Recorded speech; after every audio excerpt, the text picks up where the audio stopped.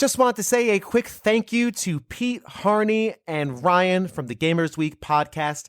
They support this show on Patreon, and you should too. All you have to do is go to patreon.com/agamerlooks40 for a mere $2. The price of something that I can't even think of that's $2. What's $2 these days? You can get early access to shows, bonus content as it comes out. I've restructured the Patreon tiers. There's an announcement out there that you can get all the information on, as well as other things and such, and polls and what have you. Thanks again to Ryan and Pete for supporting the show on patreon.com.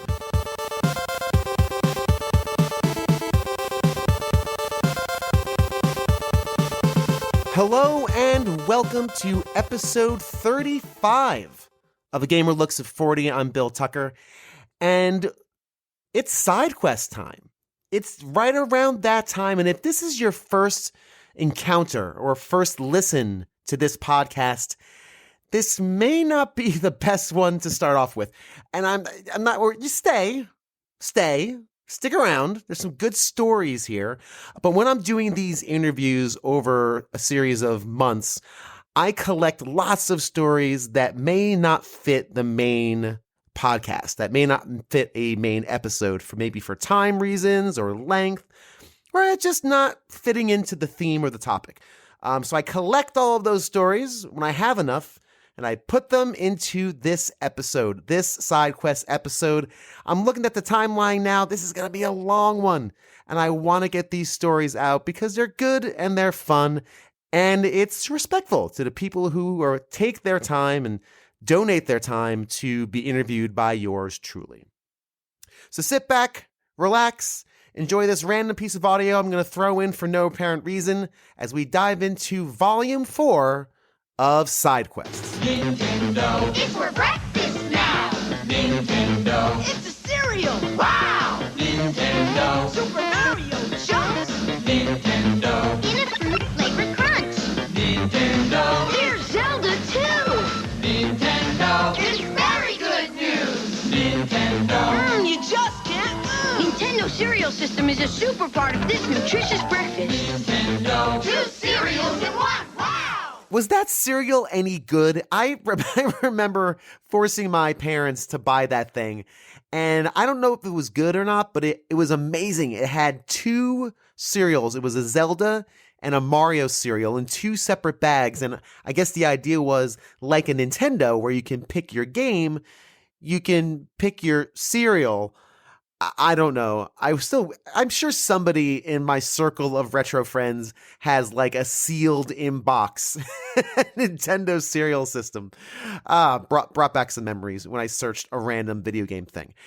Starting us off on this episode of Side Quests, Adam from the Retro Gaming Bygones podcast and the new Commodore Chronicles. We continue a PC conversation. We talk about those weird WASD keys and what it meant for us and how to play it. And then Andrew Craig, you remember him from an early episode when he talked about how Zelda really influenced and shaped his life. He shares some of his favorite memorabilia and a brand new hobby that I find absolutely fascinating. I wasn't good at mouse and keyboard. Mm-hmm. I was a console kid, so using WASD, it was just beyond my comprehension. Only recently have I gotten even used to it on PC. Like, I'm teaching myself how to use it as of 2 years ago, saying, I really got to learn how to use mouse and keyboard because I go back and forth. I go back and forth from sitting here with an Xbox 360 controller attached to my PC. And then for a while there, I was playing games like Tribes Online, which was a online game by Sierra. I played that for a little bit. And I played that, WASD and a mouse. And yeah, I go back and forth. It's neither one of them really sit well with me. I'm never wonderful at it. I'm okay. Like, just very quick side diversion. I recently did a podcast with my friends at Games My Mom Found about BioShock 2. And I did that on PC, and it's relatively fast. And I definitely would have been better on a controller, but it was one of those, I need to learn how to use, I want to learn how to do this WASD thing. Like Deus Ex, for example. Last time I played it for the first time maybe 4 years ago. Deus Ex, The original? yeah, the original. Okay.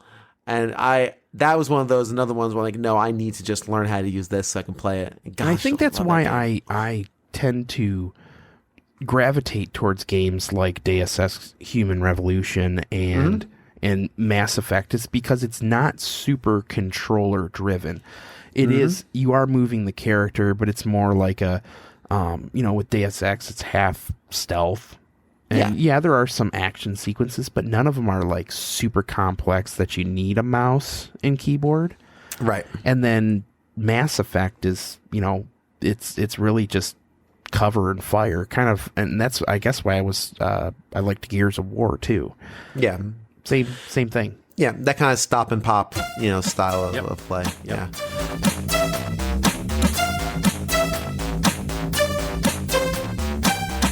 Before I hit the record button, you were talking about the new Zelda Game & Watches, and you said you have a lot of memorabilia on display and things like that. What would you say one of your favorite pieces of memorabilia would be? Different things from a bunch of different places. I've got things like, do you remember the bed sheets, the Mario and Zelda bed sheets? I think I do, like the old stuff.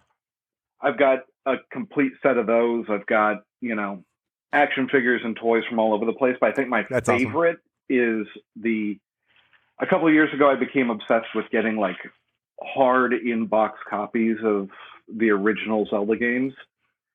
And I got a Famicom Disk System copy of The Legend of Zelda.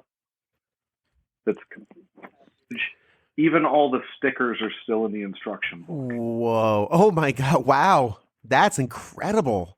How'd you get your hands on that? That's neat. I mean, just eBay and such, or? Yeah. And it just so happened that the copy I got was just pristine. Awesome, man. That's a really cool piece of memorabilia. I'm in the process of figuring out how to restore old video game systems. Oh, cool. Yeah. I don't know if I had mentioned this to you. No, I don't think you have. Late at night, one night I saw a YouTuber doing it and decided that seems like something that's within my skill set. So I bought a soldering iron, a bunch of tools, took my Game Boy apart. I'll have to send you pictures after this because you will probably be really impressed by how this went. But took my Game Boy apart. It had awful vertical banding. It was discolored. It had writing on it. It was just filthy because it was an original Game Boy.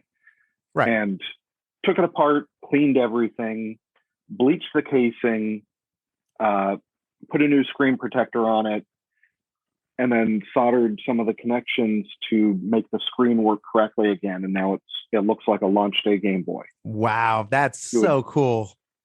You would never even know. I love that, man. That's great. And so I also bought an original NES on eBay. And right now I'm just waiting for capacitors to try to fix part of that. But then the next thing I'm doing is taking apart my N64, modding it, giving it a whole new paint job and everything, and rebuilding it. That's amazing. And when that happens, GoldenEye will get hooked up again. Very nice. It's interesting. Are you going to do it like original, or are you going to like mod it and make the case look something different, or are you just going you want it to be like original out of the package? Oh, I'm going straight up Ocarina of Time. I was gonna say you're gonna put a Zelda skin on it, make it. Yeah, that's cool. Yeah, I've got an 8.5 inch Master Sword ready to go. Oh man, that's cool. Going to be doing some sculpting, hopefully some LED work, and oh my gosh, I can't wait to see this. Oh man, it's gonna be fun if I can figure this out. Hey, you that's it. That's the fun of it though, is figuring it out. That's great. Oh, I love that.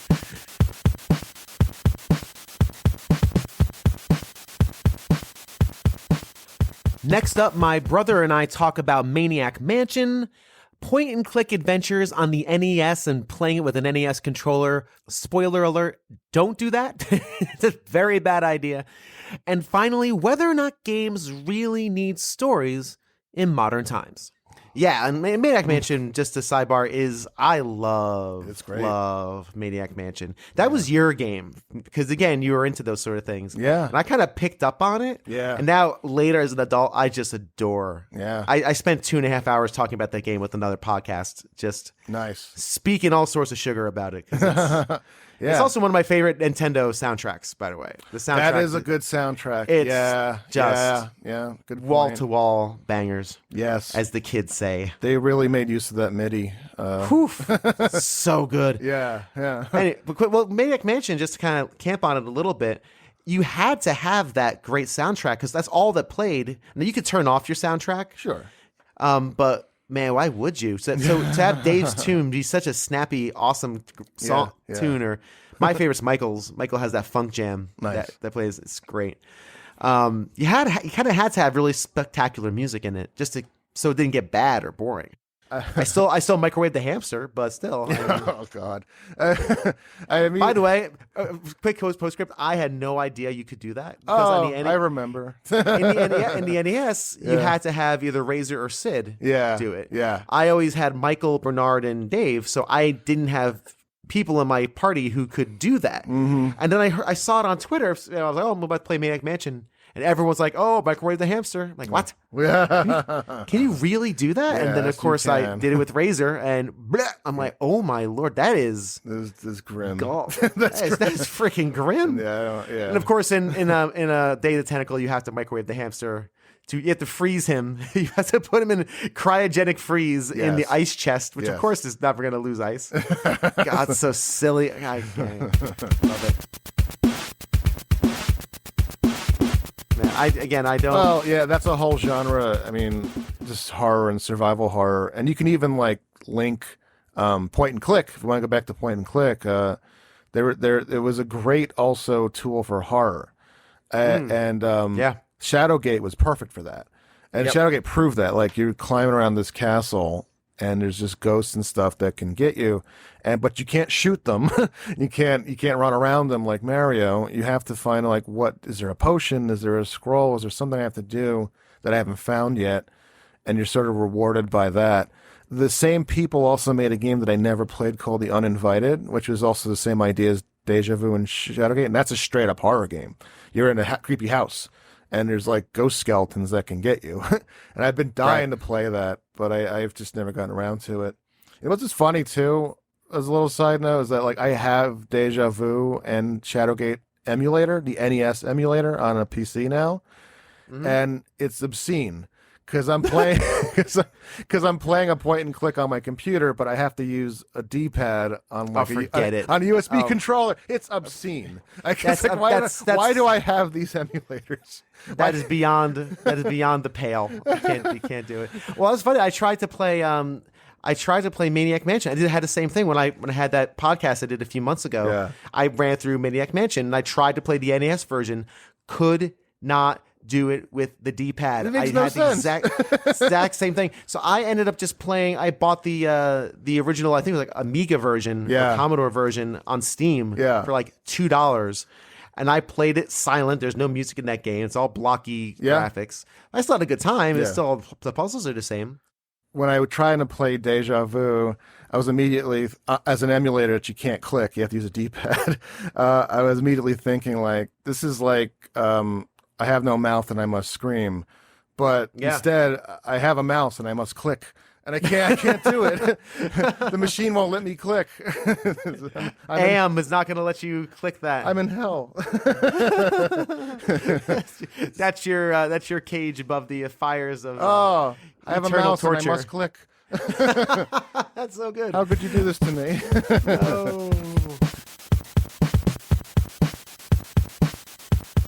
Video games today, like, they're so story oriented. There's so much dialogue. There's so much talking. You're literally watching like hours of cutscenes sometimes. Yep. I feel like you're watching a movie. But games like back in Mario 64 or games like that, while there was a story and you read it, you could actually turn the sound off if you wanted to and put on like music or put on a podcast. Yep. Yep. And it's crazy. I play new games today, and I do sometimes crave like turning the sound off so I could just listen to like a podcast instead. And then while at the same time playing the game. Because I don't really need to hear the repetitive music sometimes. It depends on the game, of course. Sure. But in today's games, if I shut the sound off, I'm losing entire blocks of information to even play the thing. Right. I can't do it. With the exception of Untitled Goose Game, there's no games like that anymore. there are some. There are some. I think you have to mind them out. Like, for example, the new Ori is very gameplay heavy. Yeah. There is a story, but it's lightweight. But you're right. Every game nowadays has to have some sort of story. And actually, I've heard people on Twitter and such say, these days I need a game that has a story. I'm here for the deep stories and the characters. And my answer lately has been, really? Because most games don't have great characters or great stories. Yeah. I mean, they're really not. I want a game that feels good in my hands. I want to play a thing. Yeah. And there's our experience that I love. And don't get me wrong, I love a good story in a game. But like, for example, I recently played Return of the Obra Dinn, which I think you must play that. That is a awesome game. Cool. You would love it. It's very Mac Venture. Yeah. It's styling. It's fantastic. I think you'd really love it.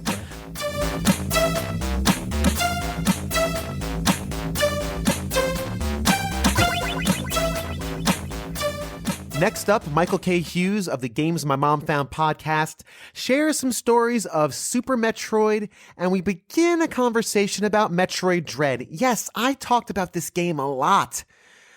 And it's a new game, and I don't know why, but it was definitely last year, especially on the tips of everyone's tongues.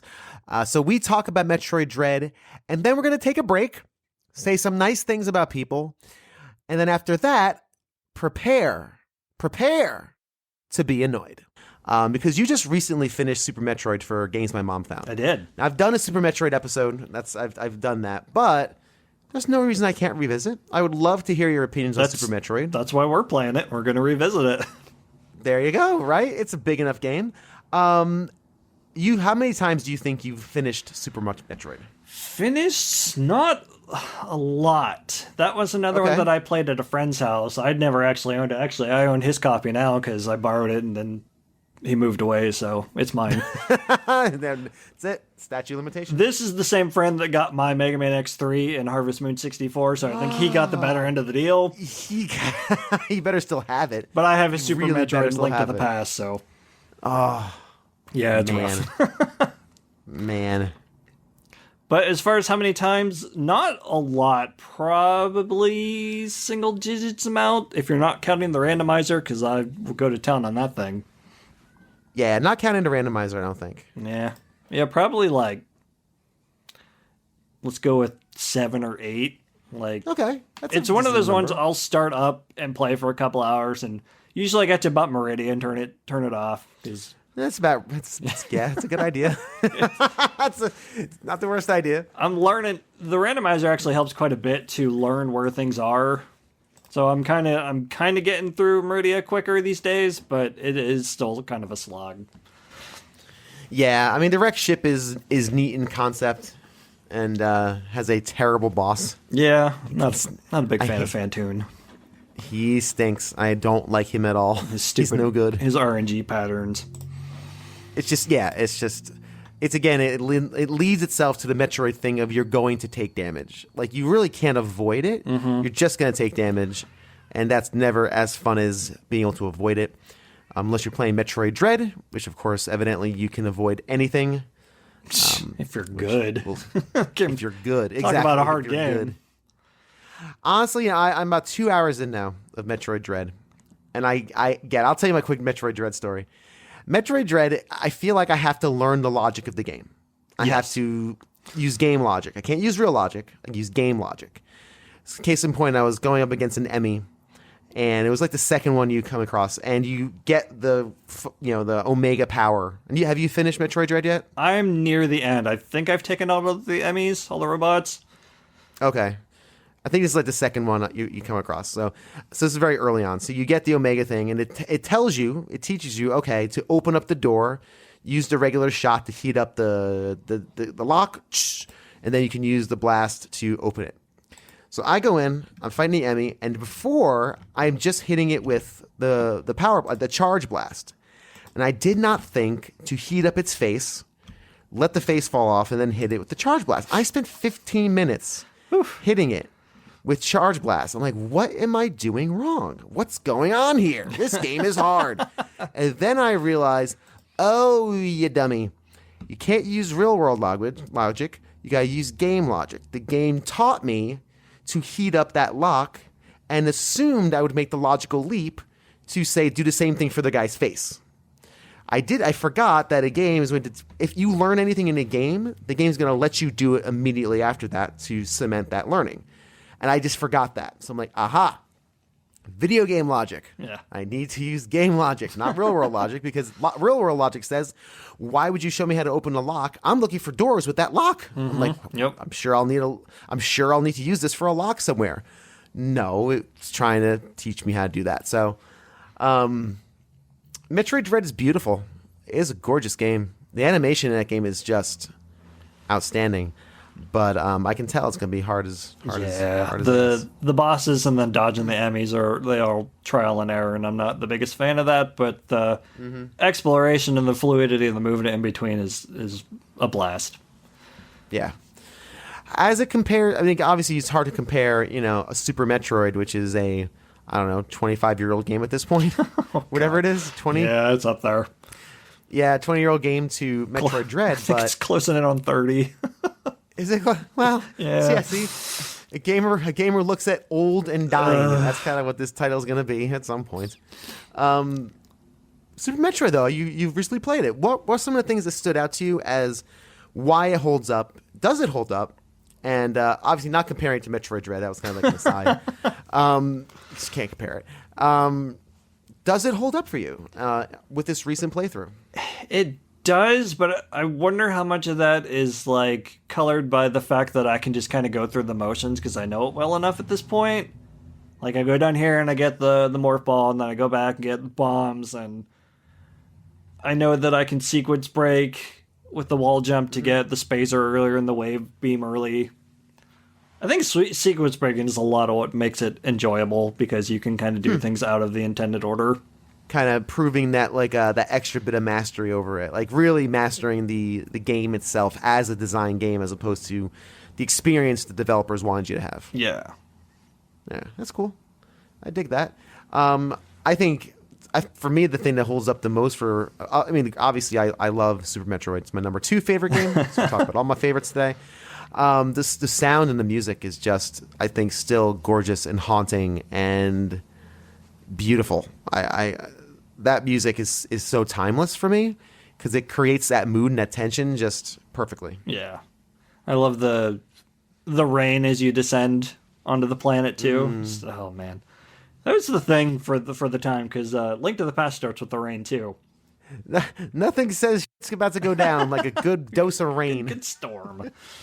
A good storm. Yeah. Nothing sets an adventure off right than a good downpour. Yeah, that's exactly right. That's cool, man. What other Metroid games have you played? Could you consider yourself like a big Metroid fan, or? I'm finding more and more that I've played all of them except I have not beaten Other M, and I haven't beaten Metroid Prime 3 Corruption, but I think I beat everything else so far. But I'm definitely finding I lean towards more of the Castlevania of the Metroidvania half of the word. I like the RPG elements and the leveling up and all that, and yeah, Metroid's fun, but it leans on a lot of the same elements. Like you're typically getting the same power-ups. They kind of mix them up later in the series, right. But it's like, oh, I'm gonna get the speed booster, I'm gonna get the plasma beam towards the end, and I don't know. I guess Castlevania kind of does that too. You're always gonna get the double jump and whatnot. But I think it's the loot drops. Like you randomly drop in a new sword or something it's exciting. Yeah, it's always good. It's always good to get, as one podcast I like calls gamer treats. Ooh. Gamer treats are great. Yeah, you gotta get your gamer treats in there. It's good. It feels great. Gotta get a new carrot on the stick every now and then.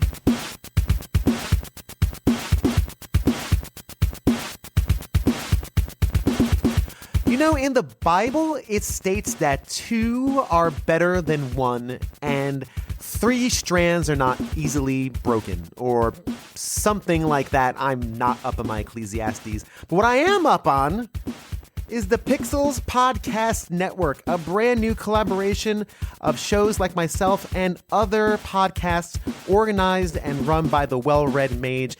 It's a very exciting collective of people with different ideas and different approaches to podcasting, all coming together for the sake of community and collaboration.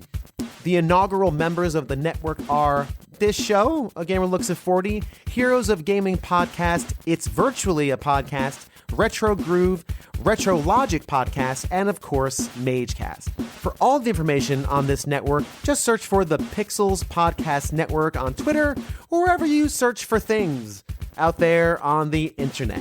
Really looking forward to joining forces with these amazing shows and seeing what awesome collaboration will come from it. Check us all out at the Pixels Podcast Network. Next up, I find 2 rare breeds, rare people who actually dislike a thing that has been universally beloved. Metroid Dread. What? You say? Impossible. It's not impossible. I found 2 people, and that's a rarity in itself. Greg Seward from the Player One podcast, and then Julian from Nerds Without Pants combined forces in 2 different conversations in 2 different times to both air some grievances about Metroid Dread. I caught a half of your appearance on Games My Mom Found on your Samus Returns episode. Okay. I'm enjoying it, but I remember you said you don't like Metroid Dread. No. You don't like it. No. Let's just start. I want to start with that because Okay. it's kind of been on my mind a little bit, and then we can do like 3 questions and all that. But Sure. so what? I played Metroid Dread. I finished it I think it was before Christmas. I finished it. I really like it. Mm-hmm. I don't think it's the best Metroid. I don't think it's the best. I know people say it is. I don't think it is. And there are some things I sorely miss from the Metroid formula. I'm curious why you don't like it. Yeah, I mean, there's a lot of different reasons, and I've always said I kind of waffle going back and forth on this because part of me, especially when I play it and I get frustrated, I just want to say this is a terrible game. Like I just don't like it at all. And then when I really sort of step back and sort of take in the context and the landscape of it, it's like there's a lot of great design decisions there. And so many people being so in love with this game. I mean, the fact that it's, Game of the Year or it's on short lists for Game of the Year, there's clearly something there that resonates with a whole lot of people. So I can't really in good conscience say, well, it's a terrible game, right? It's just something that doesn't resonate with me. But I mean, as sort of an old school Metroid fan, I think that, well, the Emmy stuff to me is terrible. I think that was an awful choice. I get what they were going for, but it just I wanted to, when I'm playing, this is the reason I don't play something like Dark Souls. I've given myself a fairly limited amount of time to play games. Sure. Because for various things, like various projects going on, like with YouTube videos and that sort of thing, plus work, plus 3 kids in school, plus all their extracurricular activities. Right. I just don't have the time to sit and play games for hours and hours. So a long time ago, I came to grips with the fact that I want to be playing games that I feel like I'm making progress, even if I can pick it up for like an hour. Mm-hmm. Like I've made actual progress. And so in a game like Metroid Dread, when I felt like I was getting that until I would hit an Emmy section, and then it wasn't strange to have to do the exact same section over and over again for like 20 minutes or longer. Mm-hmm. And to me, it's just sort of slammed this steel door down in front of any possible progress and created this huge level of frustration. Plus, I'm also, it felt like a lot of those sections needed you to do it. You were basically sorting out exactly which steps to do exactly when at all times. It didn't feel like you could react and be successful. It felt like it was meant for you to fail over and over and over again until you figured out the trick, right? Right. Mm-hmm. Yeah. So, I mean, there was that. And then for basic Metroid style gameplay, I love the way Samus moves in that game. I don't think she's ever felt better to control. which, you know, made me sort of fall in love with the game right away. But I don't like the way the game funnels you forward. I know there's always been an element of that in a Metroid game, but not like this. You know, so you're moving forward, and of course, like any other Metroid game, you see a door or an item that's just out of reach, and especially if you're a Metroid veteran, you know, like, oh, I need this item to get there, right? Like that's clearly something I can. That energy tank is something I can come back and get after I get, say, the I don't know, the morph ball. Maybe it's something right. you know, that's just a little bit simplistic because that's usually the first thing you get, but. You know, and not, it's like not in Dread. Right, It takes exactly. a while to get the damn morph ball. It was driving me nuts. That was surprising. So, you know, you kind of making a mental note of that sort of thing, but then you would go and get that item that you need. And it's okay. For me personally, I'm the kind of guy that wants to go back and do kind of a sweep of the areas I remember that I want to, you know, go back and grab that stuff. And it's like, oh, no, the last door you went through was a one-way door. And that happens all the time in Metroid Dread, and it drives me crazy. And it just, one of the things too that I thought, I don't know if you watch My Life in Gaming, but Try in My Life in Gaming, he was talking about Metroid Dread in their year-end video, and he put it really well, which is like, he also found that he found the map confusing, which I do as well a lot. And he said, he put it really well where he said, like, you know, there was sort of this synergy between areas in previous Metroid games that you kind of got to know the area and you kind of knew where you were relative to everything else in the world. And this game just doesn't seem to have that cohesion, which I thought was absolutely true. So with all those one-way doors, it really made all the new weapons and items feel like keys. The game really felt like you were finding a new key every time. And it's not what I was looking for. I agree with a lot of what you're saying. I want to take a little bit point by point. First off, I'll say there are too many doors. There's too many door types, and you're exactly right. Every ability you get, I like when games. I don't love when games give you unitaskers, right? This one thing does one thing, or just one ability does one thing, and that's all it's good for. I think it's great when it gives you more than one things you can do, whether it's unlocking a door or using it in combat. But this one goes way too far because everything opens the door. And you're right, it does lead to this really artificial gating where it really does push you through. Like I did not have to use the map all that much.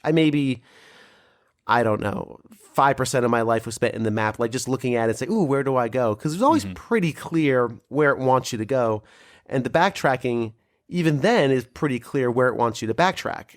There is that sense of exploration where it's trying to, you have to go back and really poke at the edges to get more resources. But I agree with you. I think it's got a lot of gates. Secondly, when you talk about cohesion in levels, that was my biggest problem. That was my biggest problem, was the fact that every area feels the same. It's pretty. They're beautiful. I mean, they're gorgeous. Some of those shots, even when it comes like kind of pans out or zooms out and you get this beautiful landscape with the fire in the background, like, wow, that's gorgeous. I love that. But the areas feel very samey. There is no atmosphere. Yes. Metroid Dread has absolutely no atmosphere. And that's what I love about Metroid. That's what Metroid does well. You know, people say, like you said, Samus has never controlled better. And I agree. She's fluid and responsive. She's fast and she hops over small rises. Like, it's just, it's very, very intuitive, like right off the bat, which I love about that game. Yeah. But I think about Super Metroid, which is still my favorite Metroid game. And I'm trying to look at it not through nostalgic eyes at all. I'm just trying to look at it through like, okay, nuts and bolts. Samus is floaty. She feels like she's on an alien planet. There's a gravity. There's just atmosphere. And I felt like I was just in levels. And like you said, they're all kind of the same. Different biomes, right? Fire, water, the usual, get the ice thing. And there's a lot of cool things with the levels. But as far as atmosphere, which I'm going to say that 100 times, it just doesn't have that. And that's what I really am here for Metroid, is that sense of isolation, of being alone on this foreboding place. And since my character never felt alone or ill-equipped to handle a challenge, I never felt that sense of almost like alien, which is what they were going for, of course, with the original Metroids. And you make another really good point that I forgot to mention, but I talked about this on our show, Player One, at one point. I got pretty deep into the game, and one of the other things, like you just made a point where you never felt ill-equipped, and that's true. And I think that also speaks to the progression of the game. A problem in the progression of the game as well is that they do this thing where as Samus gets more powerful, everything around her gets more powerful as well. So you never get to the point, and I guess it also has to do with the fact that they're tunneling you so much. They made this game feel much more linear than a Metroid game normally feels to me. Yeah, agreed. And I think because of that, you couldn't have, since you're not doing a ton of backtracking, you can't necessarily have areas where the enemies are just super weak and I'm really powerful now. I have the wave beam and I have the bombs and I have the super missiles and all this stuff. So, nothing here is really a threat to me anymore, but that's okay because I'm just doing some backtracking. I'm just cleaning up, finding resources, that sort of thing. And where they sort of feels like they took that element so much out of this game. The other thing that drove me nuts was like, all right, I found this new weapon, but oh, wait a minute. Everything around me just got more powerful, especially when the X parasites come out. Yes. And it's like, okay, so now my more powerful weapon is literally reduced to being a key and nothing else. Right. It doesn't do anything else but open doors I couldn't open before. And right. And so you get the next big weapon that's going to now make that section pretty much a cakewalk. So it's definitely restricted by that kind of design choice, especially with the idea of weapons being keys, which again is fine if it's not too restrictive, and this game is extremely restrictive. It's clear when you get to a place with 4 doors which one you're going to go in. The other 3 just don't work or lock behind you.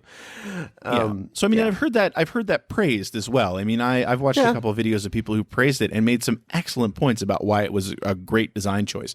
And I agree that it is for some people, but it's not, again, and not that I'm trying to say Metroid can't change, but speaking as someone who's been playing it since the first game, it's not what I was looking for. And it really, I think the thing that drove me nuts about the conversation around the game last year was when, and I think Giant Bomb did this, is the one that I've heard about, I don't really listen to them, has said like, oh, they've captured the essence of what the classic Metroid is. And in my mind, I'm like, not really. Not at all. They've they've redefined the essence of Metroid, and clearly it was successful because Dread has done gangbusters from sales point of view, and again, critical praise. So, I absolutely agree. They've redefined it. Clearly they did something that a lot of people like, but don't say that it captures the essence of the original Metroid. It's not even close.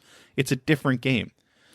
It's kind of like, I liked the game quite a bit. I enjoyed my time with it. I even didn't mind the bosses.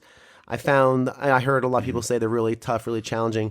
They're tricky, but you just play it like a Metroid game. Like even the Emmy encounters you mentioned, you have to do a lot of repetitive stuff, and I would die 30 times. And I'm just like you, 2 kids, work, podcast, right? Like I have to make progress if I play a game. If I give myself an hour, progress must be made, or there's a serious problem. I just kind of approached the Emmy stuff. After a while, realized, when I'm in an enemy environment, just run. Just go fast. Just run away. That's my number one verb. I don't have a sneak verb. I have no abilities that'll take care of it. I'm just going to run real fast. And found I was able to get through it. And then once you kind of get the Omega Beam and you're actually able to take one down, it was just look for the biggest stretch of land I have. I have a big stretch of runway. Cool. Blow the face off. I didn't feel like I was going against a rogue AI so much as I was just figuring out a puzzle. I was just nuts and bolting it. They were absolutely puzzles. Yeah. And again, if that worked for the people that worked for, that's great. And that's why I always say, like, I don't like to say it's a bad game. I will say it in moments of frustration, but I don't like to say it's a bad game because I know it's not a bad game. I know it's just not for me. Like I say, just like Dark Souls, those kinds of games are just not for me. I'm not that kind of player. I don't have that level of patience. And, but with Metroid, it hurt more because I'd been a Metroid fan, a big Metroid fan for like, God, almost 40 years, however old that series is. I mean, I remember, I played through the original Metroid when it was a new game. My friends and I, like, we mapped out the whole planet and like we were so into it. So I mean, I've been into it since the mid 80s. So being someone who loved it, who hasn't seen, outside of on the 3DS, it's not like we've been overrun with new Metroid games for the past Right. 10 years or 15 years. So, I was excited about that. And again, from picking it up and playing it, it's such a joy to play from a control standpoint that I wanted desperately to love the game. And I just don't.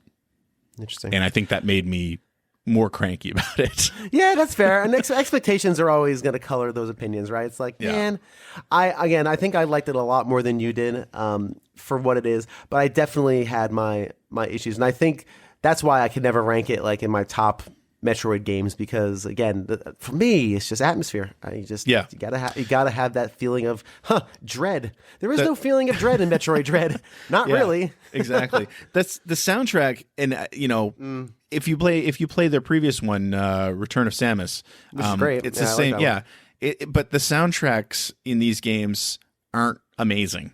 And that's kind of another thing where it's like you go back to like, especially Super Metroid, the soundtrack has so much to do with the atmosphere in that game.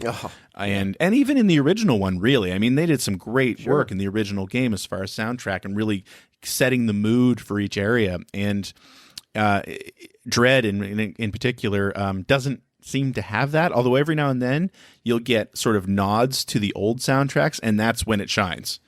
Gotcha. You know what I mean? Yeah. So. No, totally. I mean, the original Metroid, when you enter an area where the item's supposed to be, where those little flies come in, you got that ding, ding, Yeah. ding, ding. And the little sort man. of almost like a heartbeat, but not quite. It's Yeah. just this like, it's amazing. It's cool. Cool, man. So now I want to talk about two things. Yeah. Okay. First, let's talk about Metroid Dread. I don't even know where this conversation would slot in. Maybe in a side quest somewhere. That's the beautiful thing about this show. When I take these conversations and I cut them up into little bits. Yeah. And I put the bits into their folders where they belong, and anything that's left just goes into a big bucket. And then when I have enough stuff in the bucket, I just release the bucket. It's great. It's the job already done. So this may be in the bucket. However, I think it's worth noting you stated that you do not like Metroid Dread. As a matter of fact, you said you hated it. I think hated. I don't think you said hated it. But Hate? No. I didn't say hate. Maybe Like Okay. I hate it. I tried to go back to play more. Like I put in, I think like 3 or 4 hours total, and I was just like, I don't like anything about this. So interesting. Okay, go for it. Well, that's not true. So it looks no, it doesn't look great. Samus's armor design is real darn cool. Yes. And she moves probably better than she's ever moved. Like just the actual Yes. like moving from side to like from left to right on the screen. That's good. The end.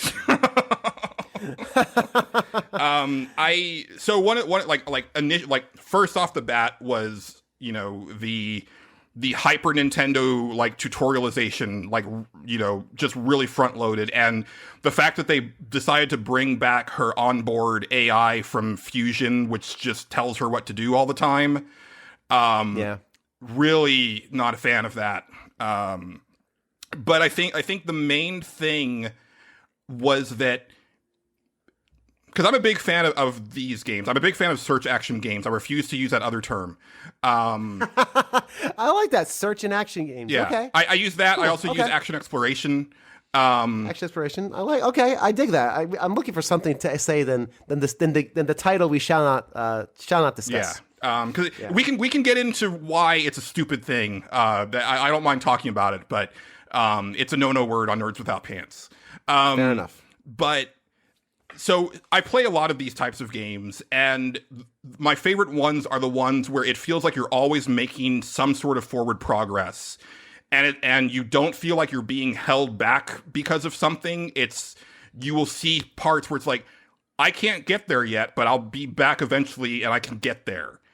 Where every bit that I played so far of Metroid Dread felt like I'm up against the wall again. And even as someone who knows how these games play, right? Like, I know that I need to be shooting the air, like all the platforms, to see if there's something hidden there. But it just felt like this. It was a lot of like stop and go, like hurry up and wait. And then I can't claim like this original thought that like Arthur Geese on Rebel FM made this comment, and it really clicked with me, which was there's just so many different doors, like so early on, and it's like I've got so like it felt like a lot of the stuff is literally just to open a door, and it doesn't really have much of a feature after that. And I am going to have a deeper conversation about this subject next year this year on the show. It's one thing that I've noticed about games lately, especially like more niche type games, which have like a very hardcore audience, is there's a danger when you start to develop for that audience and that audience solely. I play Final Fantasy 14 and I love it.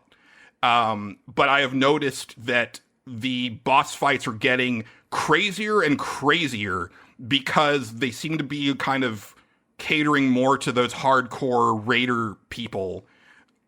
And so I'm not used to all of these crazy mechanics that are going on. And I don't even recognize a lot of them when they go off. But if you raid all the time, then you would know what they are. Sure. And right. I feel that way with like Metroid Dread, where it feels like, oh, you made this for speedrunners. That's what you did here. And there's, you know, like I'm a big fighting game fan too, but I've fallen off on fighting games because they definitely started catering towards like the frame counters and everybody. And it's like, you know, I think a perfect example was I didn't love Street Fighter 3 because it was like, it went too far. Loved Street Fighter 4 because it took it back to basics. It was like, it was very simple, but very deep. And then Street Fighter 5 went right back to, oh, this isn't for me, is it? This is for the Evo people. Okay. Gotcha. Okay. Yeah. I'll see you guys at 6 maybe. It's a changing of the audience, yes. right? Or changing of the focus. Evolving of the audience, I think. Like you know, as that hardcore audience gets more and more hardcore and more like insulated and vocal, that's who the developers start listening to, right? And you know, because let me be clear, as far as Metroid Dread, Super Metroid is my favorite game of all time. I think it's as close to a perfect game as you can get. And I'm a pretty big fan of the series as a whole. I haven't played all of them because, you know, like I loved Metroid Prime, and then I didn't feel like I needed to play Metroid Prime again, and then Metroid Prime again. As far as the sequels went. So you know, there's stuff that I've skipped, but you know, I was there at the beginning, and like, so it's very near and dear to my heart, but just didn't like. And I think another big thing was that like the actual areas didn't feel different. Like you know, everything felt very samey as far as design to me, and just it just didn't work for me. You know.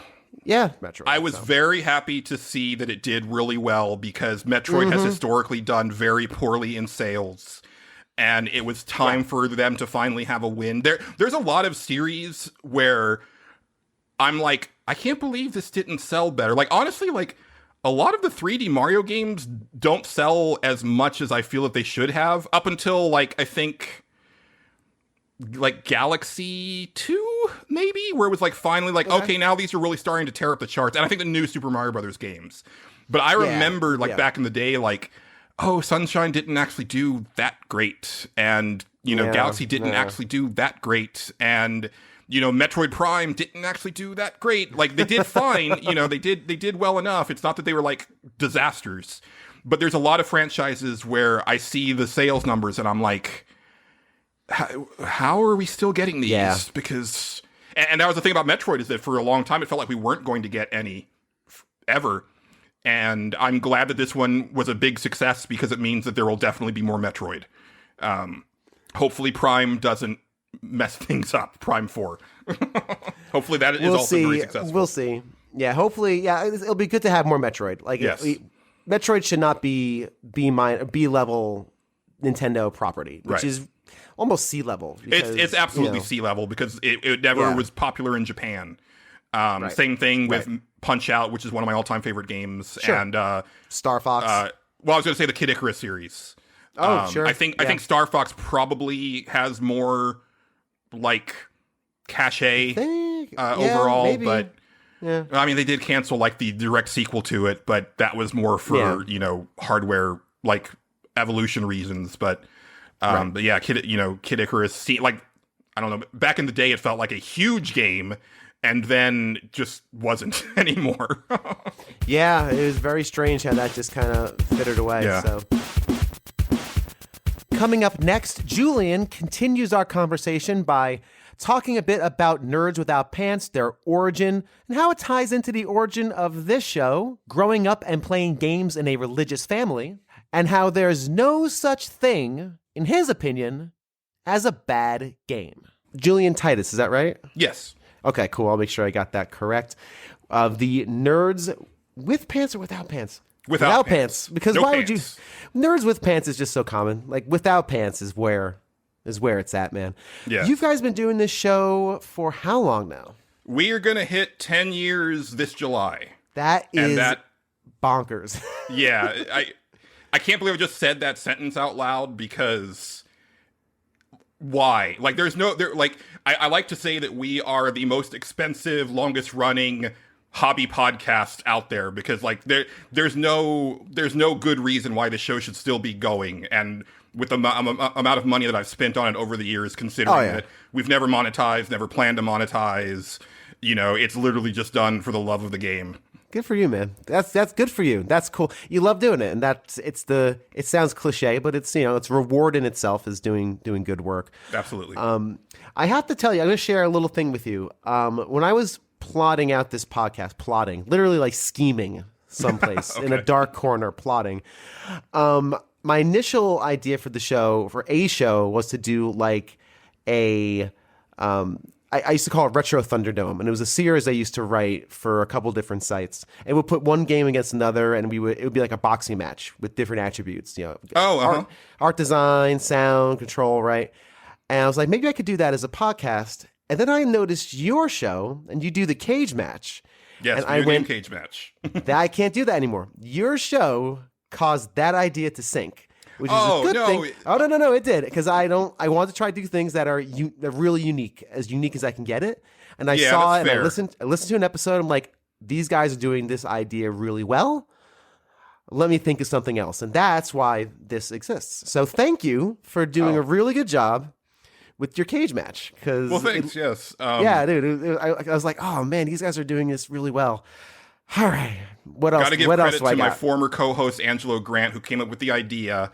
And for people who haven't heard Nerds Without Pants, what we do, it's a listener interactive show. And so we like to get feedback and comments from our listeners. Mm-hmm. But we end our episodes with video game cage match, where we pit any game against each other, and they're booked by our listeners, and then we judge them on the stupidest criteria that we can think of. Right, like, yeah. it rarely comes down to the quality of the game, although lately there's been a couple where that was a thing, but most of the time, it's just the most arbitrary stuff. Like, I like the box art better on this one, so it wins. That's awesome, man. No, you guys did a really good job, so I just wanted to share that with you. Now, I want to before I move on to kind of like getting into Doom when you first start playing on that PC. Coming from a religious family, did you have any pressure from parents to watch, or like, let me put it this way: did you feel like your parents really controlled what you were playing and kept a really close eye on things, or was it more like they couldn't fathom that games could be this, I think it was more of column B, because I consider myself to have grown in a pretty strict household. I was raised Jehovah's Witness, so that should clue you in. But at the same time, like, it's really weird. And I think a lot of with the stuff with the games was that my parents just didn't realize what was possible in video games. Huh. Yeah. And then, like, I also, like, I was a habitual rule follower, so I didn't step out of line. I did not have that teenage rebellion thing. Mm-hmm. So so I didn't watch my first, like, rated R movie by myself in the theater until I was old enough to do so. Okay, my first rated R movie in the theater I saw with my mom. It was True Lies, because she thought it looked okay. And I still don't really know why that movie is rated R. There's, like, the overall content is not, like... It's not like a ton of cussing. The violence is not all that bad. I think it might just have to do with body count, like overall body count. Maybe. I didn't realize it was rated R. I would have never guessed that. Yeah. Yeah. Wow. See, that's wow. Okay. Yeah, but it doesn't seem like it. I always used to use this back when I was when I was selling video games. Was that the video up until very recently, the video games rating system was much stricter than the movie rating system. Where like I would always give the example of Spyro the Dragon incinerates an enemy with his fire breath. It's rated E for everyone. Ratchet from Ratchet and Clank uses a flamethrower that comes out of a gun, does the exact same thing, T for teen. Yeah. That's the only real difference in the content. That's really interesting. It always felt very arbitrary, but I think they were just rushing to catch up. But I remember, especially in EGM and stuff like that, because they were covering, the Senate hearings and stuff like that, and, Mortal Kombat coming up over and over. And, if you remember, before the ESRB, Sega made their own rating system, they were the first ones to slap it on their games. And yep, they're proactive. Yeah. It was because, they were the ones that had the original Mortal Kombat with the blood in it, and then Mortal Kombat 2 had come out by that point. That's a good point. And that's how I remember it. But the only reason that I say that it was more Mortal Kombat is because that was way more accessible at the time to a younger audience. Yes, that's a very good point. Because you had it in the arcades, you could rent it on the Super Nintendo, on the Genesis, on the Game Boy. You could get your fatalities anywhere that you wanted, really. Where Doom was a lot more like a much higher barrier to entry for a while. That's a very interesting point. That makes a lot of sense, actually. I guess Doom may have been riding on the coattails of that. I will never forget the day that I realized that there's no such thing as a bad video game. We had a copy of Crow City of Angels for the PlayStation 1 in our store, which is utter garbage. That's trash. But I will never forget when a couple came in. They were huge Crow fans, and they realized they saw there was a Crow game, and they tried it out in the store, and they were over the moon, and they bought it right then and there, and they left. And I looked at my coworker and I said, "There's no such thing as a bad video game. Someone's gonna love it." That's fair. That's fair. And this would get into a whole other side diversion. I don't think I have time for. I have a few friends in this kind of community kind of sphere where we talk about objectivity and subjectivity. Oh, I'm well aware. Yes.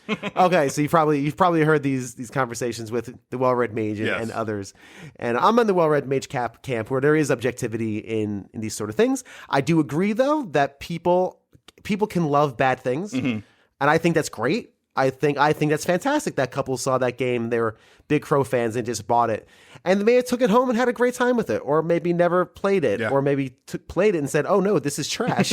Oopsie. But I think there is value to that subjective. I just love this game, even though it's terrible. I have a heart for it. We all have those games, which is actually good and healthy and strong. But objectively, we can look at things and say, "Oh no! Objectively, this is not great." Oh, absolutely. Anyway, I love one of Tim Rogers' reviews for Action Button. I think I fell in love with his reviews when he made the statement that any game critic worth his salt will say that Final Fantasy VI is the best game in the franchise. Any game critic with a heart will say that Final Fantasy IV is their favorite. And I was like, that is accurate. That's fair. That's fair. I mean, that's a fair kind of delineation, right? Kind of putting that line in there. Yes. This is based on my rules of critiquing. This ticks the boxes, but you know what? I still have more of a heart for this thing. Yeah, I'm very big on this is better, but this is my favorite. I like all over the place. Yes, I think that's important. Yeah. I think it's an important distinction. Right, absolutely. I think for me, I'm just I'm way more I've encountered it so much in Nintendo games in recent years that when I see it, I'm just like, oh, we're doing this again. And so my patience for it wears thin very quickly. It would be nice if Nintendo included something at the beginning of the game saying, would you like to have tutorials on or off? would you like us to tell you how to play this game? Because maybe you've never played a Metroid game. Sure, Possible. yeah. It's very likely, right? And then you can say, actually, I've never played a Metroid game. That would be helpful. Yeah, I think. Or you say, I don't need no damn tutorial. I'll figure it out myself. Games are getting to a point where I think there's no excuse for not having like a layered like tutorial system where, you know, and some games are starting to do this, right? Where I think I think Guardians of the Galaxy, which just came out last year, where you could like kind of pare down how much they would try to like shout at you to what you needed to do, right? Because like one of the things that really annoyed me about the 2018 God of War was that Atreus would start barking out like points of interest in a puzzle room before you even got a chance to look around. And I was like, let me breathe. Like, let me just like take this in.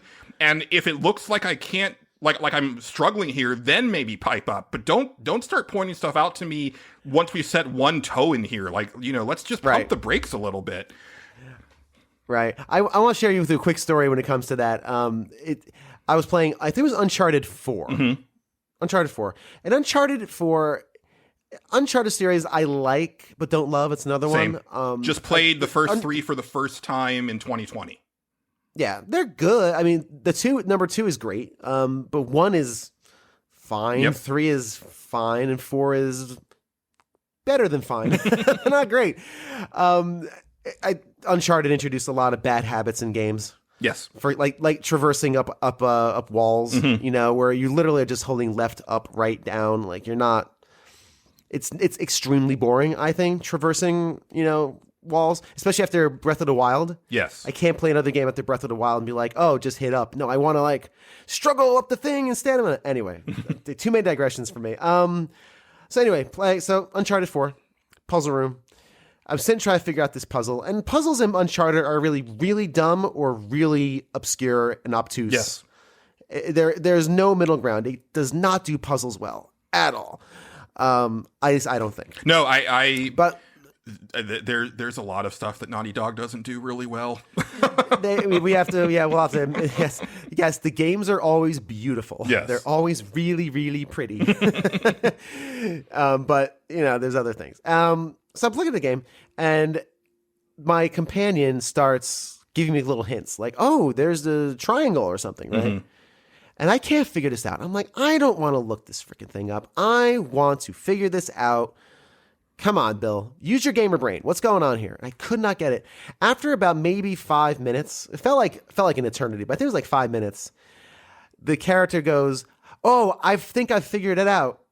And the game's like, "Do you want her to do it for you?" Basically like, "Hey, dummy, we have more cool stuff to show you because our programmers made amazing stuff behind this door that you clearly can't open because you're an idiot. Do you want us to just do it for you? Do you want us to use like the Yoshi's P-Wing in Mario and just skip the level and just move on?" And I remember thinking like, is this a good thing or a bad thing? It's kind of both, because this puzzle's garbage. I don't want to do this. You know what, lady? You got to figure it out. You did it in the fiction of the story, so okay. Yeah, I think I'm pretty okay with that. I think maybe the sweet spot is like 7 to 10 minutes before that happens. It was what I felt was a reasonable amount of time for me to make progress in this puzzle. Yeah. I didn't feel like it like jumped in my face, and I had the option to say no, I got it. Yeah, because I think that actually works, especially in universe where you could totally play Nathan Drake and be like, no, I'm gonna do it because I'm Nathan Drake. I can do it. So that actually fits pretty well. I like that type of stuff. I think, but I think that's really indicative of like Naughty Dog as a whole, where it's like because they're so often where it's like they will take the wheel from you because like no, look at this, look at what we did. Oh yeah, totally. Like look at this set piece. You need to do it the way that we want you to do it. No. You move to the left. We want you to move forward. So no, you got to do it again. But Naughty Dog, I'm actually playing the game like I'm enjoying controlling the character. You're not. No, you're not doing it the way that we told you to do it. So, like, look at these animations. Look at the way that he steps here. We need you to see that. They're cool, I guess. I mean, I know he's kind of like bouncing off of people and using like context and all, but We it's kinda made hard to control 300 the- people work 60-hour shifts for this. Please admire it. Do it. Okay, Naughty Dog, okay.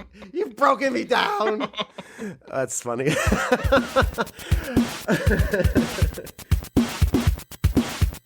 Next up, Trevor and Jeff from New Dad Gaming Podcast. We talk a little bit about the PlayStation 1, almost like a teaser for an upcoming episode that may happen. You never know. And then we also talk about the perils of training in video games.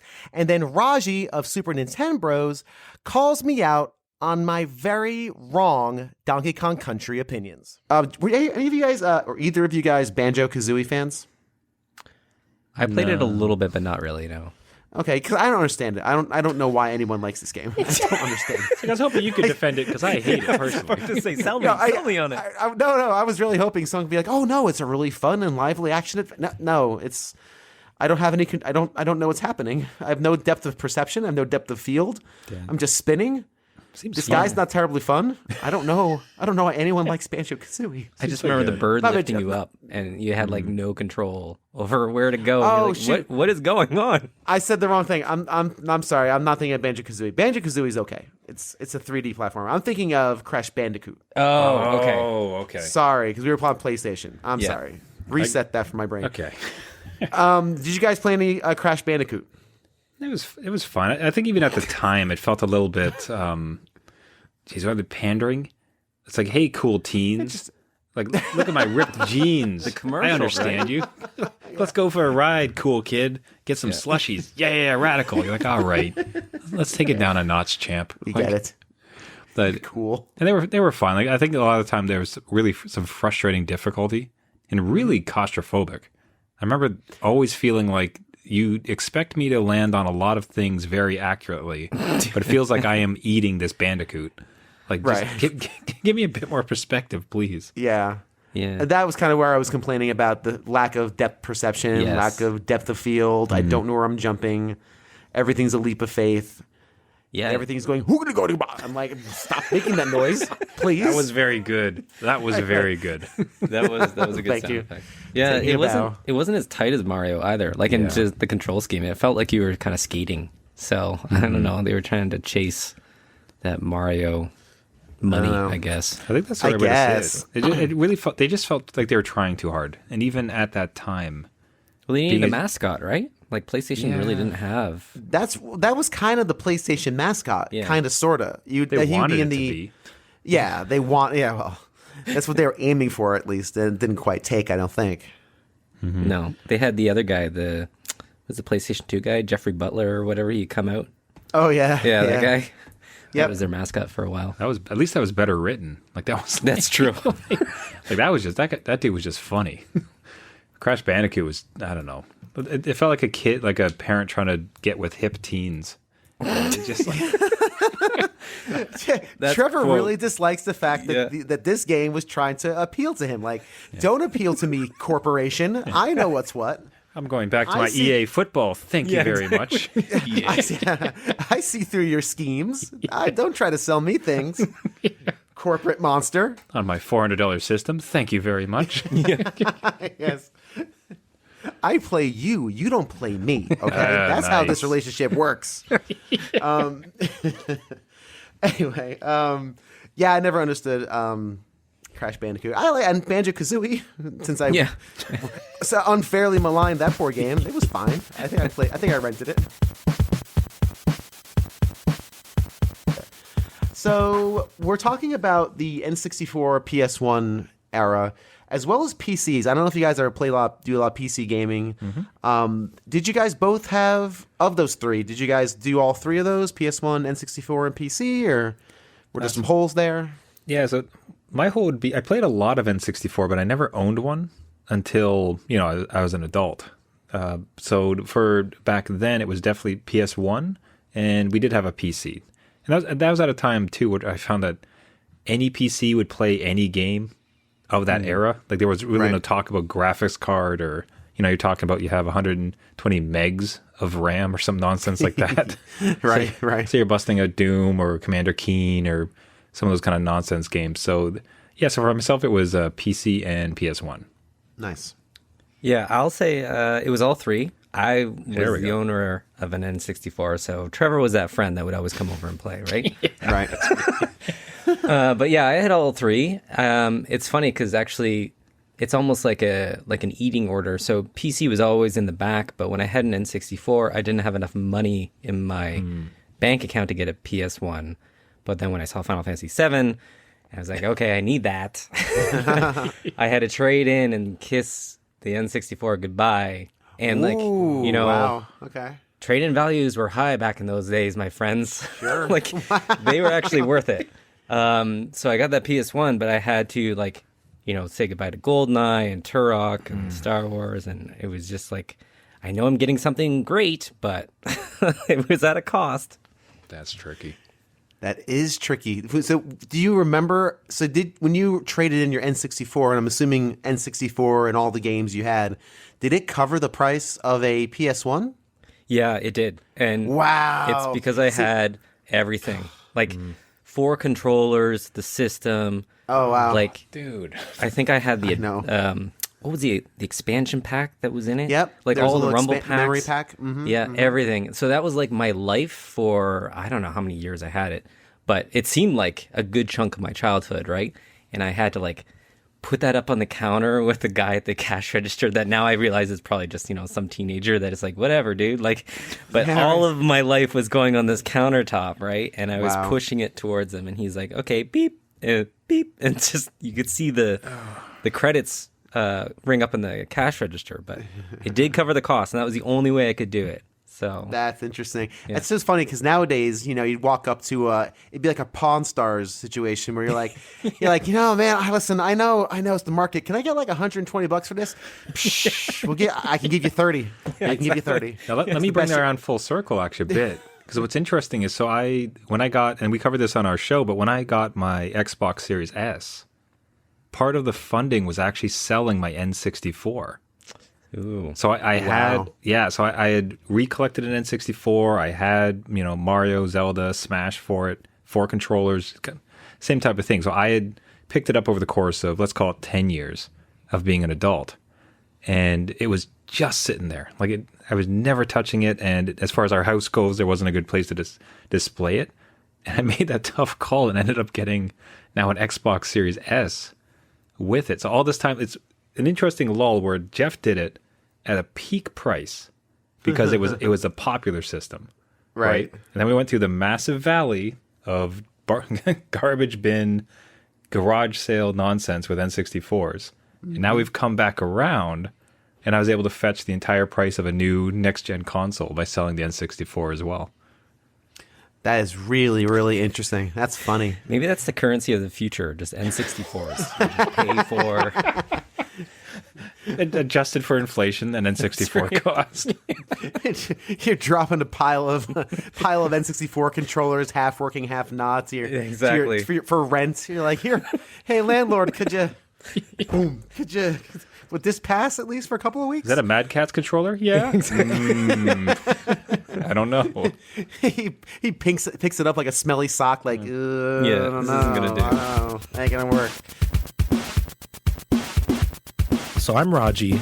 You may know me on the internet out there as Super Nintendo Bros. That's just kind of the moniker, the brand we came up with, or actually it was me. I say we, but an idea I just came up with. I started streaming back in 2018. It was about summer of 2018. I really didn't have a plan. I was just tinkering around with it, and I ended up falling more and more in love with it. And as you've seen, just grown and grown from there. So you can find me primarily on Twitch. Twitch.tv/Super Nintendo Bros. And when I say Nintendo Bros, it's spelled a little bit creatively, maybe interestingly, and maybe safe from any sort of complaints. It's Ninten, like NIN, and then 1010 Bros. And I'm also out on Twitter a lot, and been really working hard on a YouTube presence to get different content out there over on YouTube. So we have our full episodes, but besides that, on the page, I'm wanting to get into more edited content. So not only highlights and funny moments and great moments, but opinion pieces and stuff like that. So that's kind of where I live. Very cool, man. And what was your first system? The NES, I'm guessing, or where did you jump into the video game? Actually, I think before we even had the NES, we walked down the street back in the late 80s, and we picked up an Atari 5200 in a brown paper bag with a whole bunch of games. Kid you not. And I had that for a bit, but it wasn't very long that we were in love with that. And we were asking, this Nintendo, Super Mario Brothers, I want the Duck Hunt with the Zapper.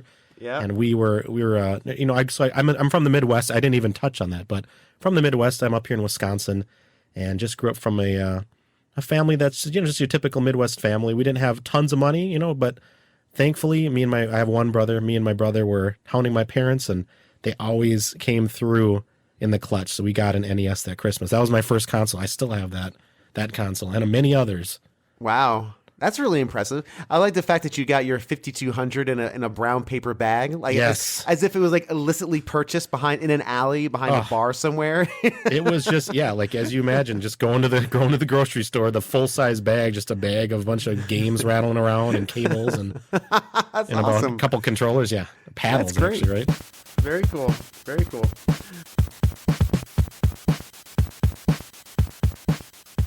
A few months ago, I published an episode where I admitted that I don't like Donkey Kong Country, and I didn't get too much flack for it. I got some flack for it. I might have to give you some flack because that's one of my favorite Super. What are you doing, man? That's one of my favorite SNES games. I can't. There's a whole episode. There's a whole episode where I didn't actually defend myself well because I wasn't expecting to get into it. It was a different conversation, and I have my reasons. Can you give me like a quick one or two cliff note? I don't think it's a terribly good platformer. I think it's a better rhythm game than a platformer. I don't think the jumping is terribly precise, which I enjoy in a platformer. I think it really relies on, again, rhythm to kind of bounce along and get the feel for things. This is going to offend a lot of people. I don't think it's terribly nice to look at. I don't think the silicon graphics, it really holds up very well. The music is outstanding. I cannot complain about the music. The music in Donkey Kong Country is wall-to-wall bangers. Actually, on the episode, I said I think it's good, and then the person I was talking was like, "Good? Are you insane?" And then I listened to it in cutting the episode up. I put a lot of Donkey Kong music in there, and I was like, "Oh yeah, no, this is all really good. This is all really good. Damn it! All right, well, I was wrong." I don't want to step too far out of bounds, but I think I would almost go as far to say as the Donkey Kong Country soundtrack could be the best, if not one of like the top 3 best in all of video game history, is my opinion. Wow, that's a bold claim. I have to think about it. But you could put it in the conversation. I mean, it really is. Every song is pretty fantastic. Honestly, I mean, the aquatic theme is one of my favorite 16-bit songs. Full stop. That's my number one right there. Aquatic ambience. It's outrageous.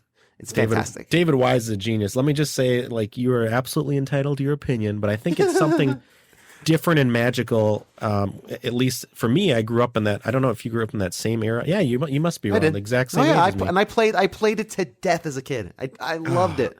I think the thing you don't like about the game is the physics of Donkey Kong falls like a stone. I think that's kind of part of it. You said the platforming isn't very precise.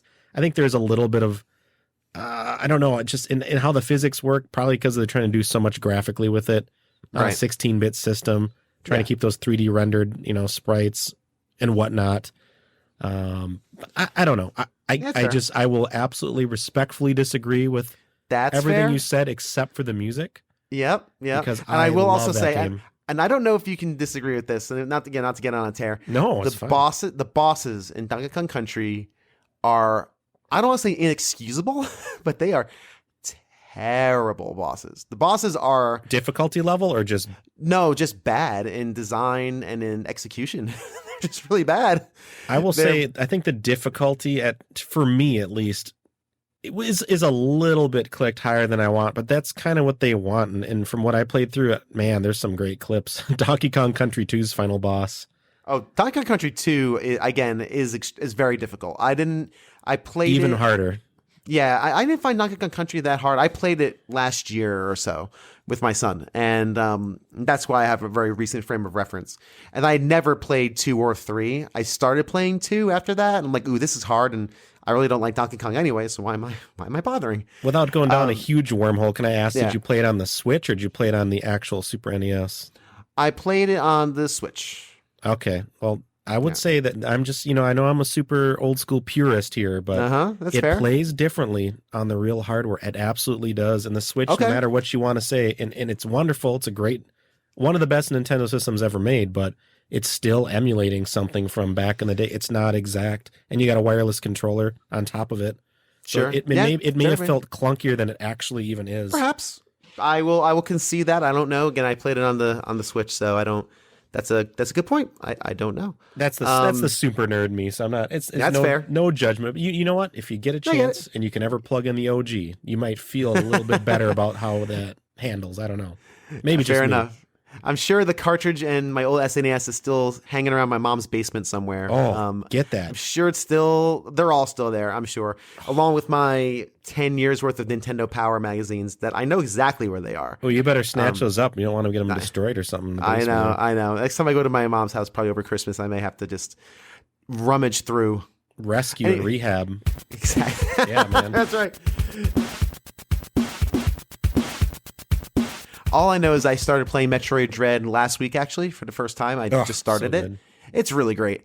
As soon as I had to hold L and R at the same time for the Omega Blast, whatever it's called, I said, nope, switch controller, bust out my PS4 controller. I got a little dongle, plug it into the dock. Oh, I play on the TV, and I just play with my PlayStation controller. I cannot. The Joy-Cons are horrendous. When we get into the Switch's Joy-Cons, I loathe the controller. Well, now, are you playing them like separate, one in each hand, or do you have the grip, or how do you? I attach them to the little base, and they're so cramped. Like I just they're feel everything is they're super small. cramped. They're small, Yeah. and let's be honest. Like I don't know about you, but I'm a grown person now. Like my hands are not tiny anymore. I get it. Yeah, I just have this little magic USB stick that I plug into the port of the Switch's base, and then I just use my PS4 controller, and it's perfect. It works great. I do as much as I love Nintendo. I got to tell you, I love the PS4 DualShock. It's such a good controller. I use it on PC for the few times I play PC games. I do the same. I have it for sometimes a mouse and keyboard, and sometimes that same little stick will also work for Steam. It works for anything.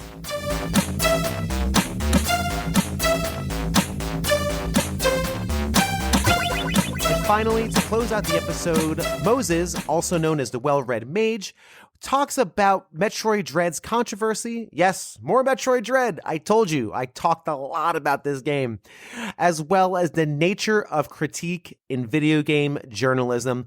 A quick note on this, all of this conversation has appeared on MageCast. It was an episode early January. If you want to hear the entire conversation, go over there and check it out. I like to think it was pretty good, but I figured I would post the balance of that conversation here in this episode. Enjoy. You brought up the fact that, surprise, Metroid Dread ended up being highly controversial. Who had Metroid being a controversial game on their 2021 bingo card? I did not. Seriously. Yeah. You're right. So, I mean, from its price tag, $60, people are like, a 2D game is not worth $60. I don't care what game it is. Whether it's AAA or not. People argued about Samus mannerisms, if she's too robotic or if she's not, expressive or emotive enough. There was all kinds of things. I mean, it being nominated for Game of the Year at the Game Awards. There were people arguing about how it shouldn't be qualified. It's too short. So all of these things. Wow, I didn't hear that one. Yeah, that it's the fact that it's too short. There's not enough game there. I don't. I've had a lot of interesting discussions with a lot of interested people. Interesting people. I'm interested. Interesting. Interested. Fair. Yeah, you know how it goes. So, my interest in reviewing and critiquing video games is trying to sort out the difference between what is objective and what is subjective. I meet a lot of people who say 100% everything's subjective. Obviously not. The game is called Metroid Dread. Objectively, that's what it's called. The game is a 2D platformer. Objectively, that's what it is. The game is fast-paced in comparison to, let's say, Multiverses that came out today that looks sluggish and floaty. That's a comparison that can be broken down into actual seconds and frames. Those are objective things. When we begin to apply qualitative statements to those things, then we need to think in terms of, and I don't want to rehash this because I always talk about it. That's fine. Not to belabor a point. But when we apply a qualitative statement to an observation that's objective, that's where we start to potentially get into subjective territory. That's where you stop saying it is and you start saying I like, right? Or don't like, rather, or it is or it isn't. So when it comes to difficulty, I think difficulty is, as you've suggested, a highly subjective area. And that's where I think that people who consume reviews or critiques in whatever form those take, user reviews, whatever those are, they need to be aware of the personhood of the writer or the creator of that review. They need to know who is writing that review, what their tastes are, what their experiences are. I don't mean exhaustively, because nobody can know that. Right. But there are people who have go-to reviewers, and I think that's a really helpful thing to have. There are people who take recommendations specifically from certain friends because they know what those certain friends are into, and they know whether those tastes match or they don't match. And this is in particular why I don't care for general user reviews like on Metacritic. I don't know who these people are. This could have been somebody that just made an account, for all I know, a couple of months ago and is just review bombing because they're angry at the brand. That doesn't tell me anything about the game. That just tells me information about this random person. And so that's what I tend to look for in reviews and critiques is what is this person about? And then getting beyond that, what do they say that's actually extant about the game itself? Because a review should be about the game itself, not whatever they're talking about.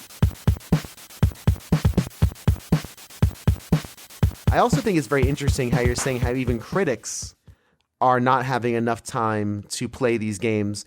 Again, not to get into a journalistic side conversation, but here's the question. Do you think, and I think I know the answer to this, do you think a reviewer should complete a game in its entirety, not all the secrets, not all the everything, but complete a game beginning to end before writing a review? Or can someone write an objective review by playing half of it?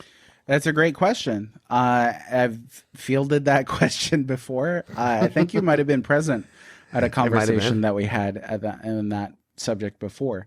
So again, it depends what you mean by complete. And you were careful to phrase that. If complete is the first credits roll, if complete is like, so let's take Hades, for instance, right? Sure. A game that demands you replay it multiple times. You are not going to beat that game the first time you sit down and play it. I don't think. Unless you're like really good. I mean, you might. I mean, you might have really good reflexes. That just might be your thing. You might be amazing. And that's fine. That applies to your specific skill set that you developed over time in your life with your specific abilities. The point being, when you reach Hades' conclusion for the first time, it rolls credits, I believe, and then it restarts, and you're allowed to progress the story through beating the game multiple times.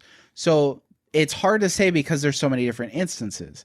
Animal Crossing New Horizons, I brought up. There's a credits roll that you can get fairly quickly, but a majority of the game is after that credits roll, depending on when you get it. My view is that reviewers and critics should be candid about how much of the game they were able to play. Yes. The issue isn't, I demand and mandate. The Ministry of Video Games must demand and movement that all critics must play all of the game. Because it's not reasonable for, like, so Final Fantasy 14. Like, I can have I can have a perspective on Final Fantasy 14 without having completed the entire game. And then there's people who take that to an extreme to say 100% the entire game before you have it. I just don't think so. But if you're candid about it in your review, like if I write a review now about Final Fantasy 14 and say I played up to this length and this is my opinion on what I played. I understand that there's content down the road. I haven't experienced it. That allows people who consume the critique to make up their mind on what have you, the quality of the game, whether they should buy the game themselves, whether they should recommend the game, whether they should get back into playing the game after updates, to come to a conclusion. Let me tell you, I would trust somebody's opinion on Final Fantasy XIV who has played through the whole game rather than my opinion. Sure. Right, Bill? Like if I told you, oh man, Final Fantasy XIV is trash. And then somebody who's put 500 hours into it to complete the whole story said, you know what? The best is yet to come. Whose opinion would you trust? The one, of course, with the most time invested. Because that's experiential knowledge. Of course. Right. Right, exactly. It's like, I don't want to ask somebody who just moved to town what they think their favorite restaurant is if they've never left their neighborhood. They're like McDonald's? I want to ask the person who's been there 30 years. Exactly. Like, hey, where's the cool spot to go? I think it's very interesting when I agree with you. Disclose. That to me is the number one thing. And I think like sports games are a good example of that. You have to play an entire season of NHL 2021 in order to say that the game is good. Can you just play a few games, right? Do you have to do every single mode? I would say it depends on the genre of game, like you were just saying. A sports game, you should know what all the modes do, right? You should try to do the be a GM mode, try the trade stuff, like play with the game mechanics and play with the stuff that developers have presented to you. You know, in an RPG or in a long-term RPG, do I think you should play through the entire game? Honestly, I think it would be good if you did. I'd understand if you just mainlined it as a reviewer, because again, like you said, you got deadlines, and in the world of the internet, the deadlines are getting shorter and shorter and shorter and shorter. You know, reviewers have less time. It's not like the magazine days where you had 2 months with these things. You don't. You got like 2 weeks, and you have to churn these out fast. And that's why embargoes and everything else. You just forget about embargoes. That's what we do at thepixels.com. Is just, here's the embargo. If I hit it, fine. But I don't need to be the first person to report on a game. Right. And that's the big thing, too. You want to be first on the scene. So I get it. If you're IGN, if you're friggin' Polygon, if you're Game Informer, like you have to have that done. Of course. But myself running an indie site, I could take it's also their job. 4 weeks. Right, exactly. I could take 4 weeks to refine a critique on Metroid Dread so that I know what I'm talking about. Correct. But real quick before you move on, I mean, touching on that, you said you played a couple hours of Metroid Dread. To refine what we're talking about, I would believe you if you talked about the gameplay. It's fast-paced. It can be difficult to get into because those are the things there. I would not believe you if you told me the story sucked because you haven't even seen it. I haven't seen anything on the story. Exactly. All I've had is a blue orb tell me to go to the surface and find the thing. Like I haven't experienced any story yet. Right. And you should not trust people like, the power-ups, they stink in this game. Right. I haven't got... I don't even have the ability to turn into a ball, and it frustrates me. As a Metroid player, by the way, I should be able to turn into a ball. Where's my morph ball? What am I missing? Yes. I see all these things I can just ball into. Ball into as a verb. I can ball into things. So I mean that's something to consider too. Is like it's still valuable when somebody shares an opinion. So like people will say all opinions are valid. No, all opinions are not valid. There's racist opinions. There's evil opinions. There's just destructively angry opinions and so on. So resentful opinions and all these things. But an informed opinion is, I think, typically better than an uninformed opinion. But even within that sphere, you could still be uninformed on the macro and still be relatively informed on the micro. And I think that would be you. If you told me about the gameplay, if you gave me what we call first impressions, that's what they are. Impressions, exactly. And that like comes back to being candid, being transparent. First impressions. Yes. I'm 3 hours in. I've gotten to this point. and here's what I think so far, which is actually a valid perspective too, right? Because that's a valid perspective. You know, not everything has to be from the perspective of someone who has completed it. There is value in those kind of first looks. Exactly. I do think that's it's interesting. So in the world of Metroid Dread, for critique to occur, I would say that yes, you would have to complete the game at least one time through in order to give a valid full critique on it. Right. I would think. And we're using I think that's the a terms, reasonable ask. right? Full critique to mean like Yes. you're talking about the entirety of the game, right? I can't tell you can't critique on the story if you haven't only read half the book. Exactly. You just can't. Right. I mean, you could go on Wikipedia and be like, the story sucks. I'll just finish the rest. So, and you. but doesn't hit. No. It doesn't. As you're not actually doesn't- experiencing the thing. You're reading somebody else's reinterpretation, their paraphrase of the thing. And let's be fair. I mean, a lot of people get their opinions on games from other people's opinions on games, who likely got their opinion from other people's opinions on games. There's Sure, a it snowball effect that way. Like when somebody publishes an article who's famous on a major publication and says this game's too hard, it's brutal, you know, it's ableist. That causes people to believe that. Sure. So it's they, human nature. They might have been honest about what they were saying. I don't think that's an issue, but I just think that people who write critiques should be careful about what they write. That is you have to careful is the correct terminology.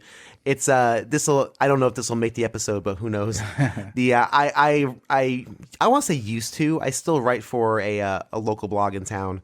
I've been writing for them for almost 7 years now. And whenever I would do like a listicle, I would actually go to every restaurant I'm writing up. I'd go there, I'd try the food, I'd take some pictures, write some stuff. So if I do a fish and chips article, I've spent a month going to fish and chips places for dinner, trying their stuff out, right? Because I want to have that experience and have that experiential kind of thing. And we've changed hands. The owners have changed a couple of times over the course of the last COVID, actually. Since COVID hit, the owners changed twice, got sold twice.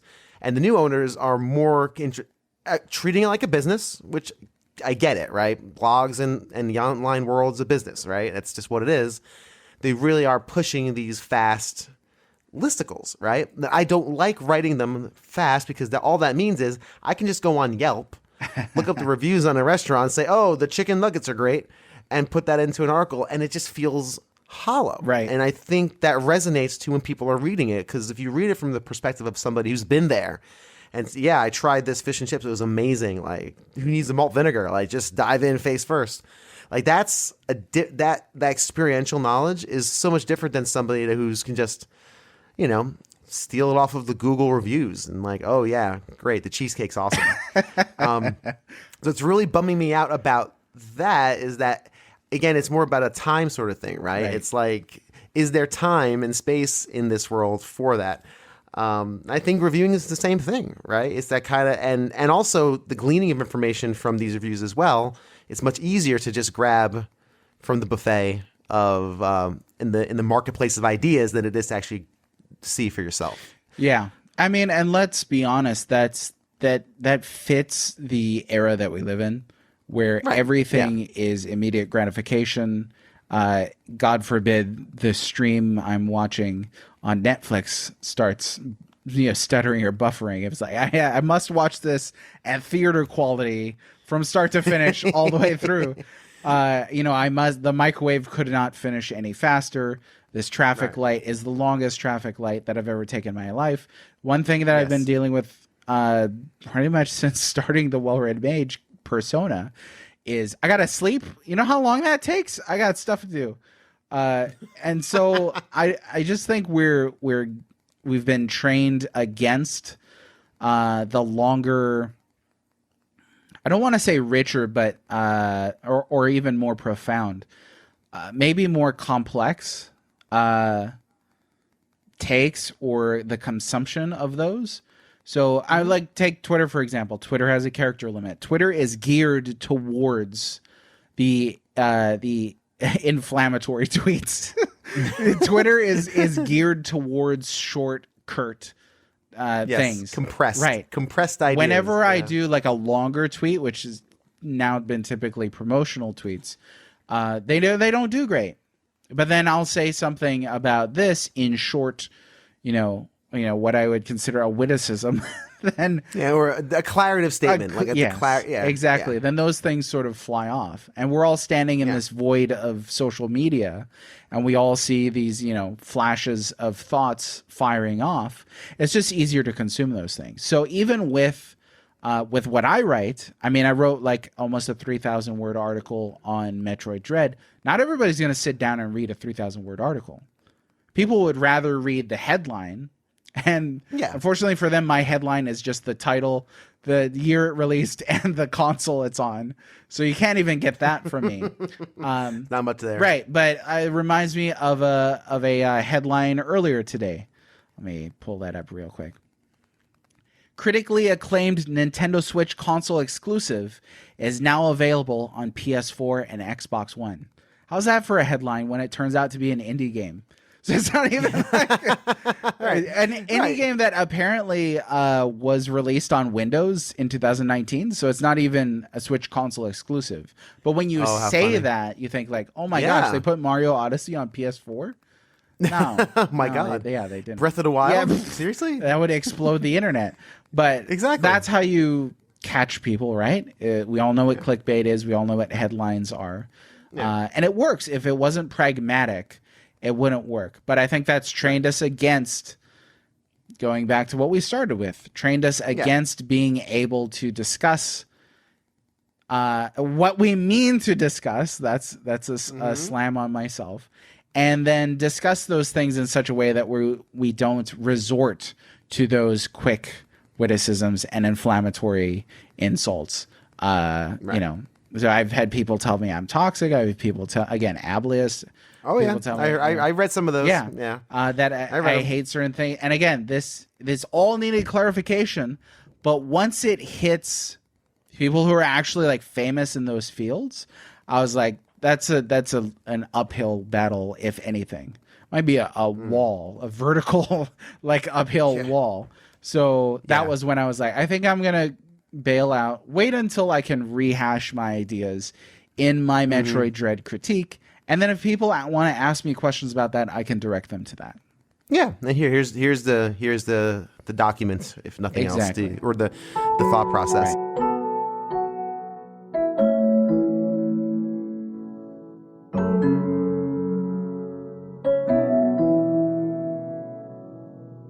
Thank you so much for downloading, streaming, and listening to this edition of A Gamer Looks at 40. The side quest episodes are fun, I think, and I hope you had a good time as well. If you haven't done so already, please follow me on Twitter at AGamerLooksAt4040. Be sure to like, rate, and review the show on Apple Podcasts, wherever you listen to your podcasts. It is so helpful. It's like a ray of sunshine on a cloudy day. So please do that if you haven't already. And I have a Patreon. Patreon.com/AGamerLooksAt4040. I recently streamlined the tiers. So there's only a $2 and a $10. For as little as $2, you get these episodes early. You get access to exclusive polls and a bunch of other fun things. You'll just have to go on the site and see for yourself. Thanks again for checking out the show, and I'll see you next time.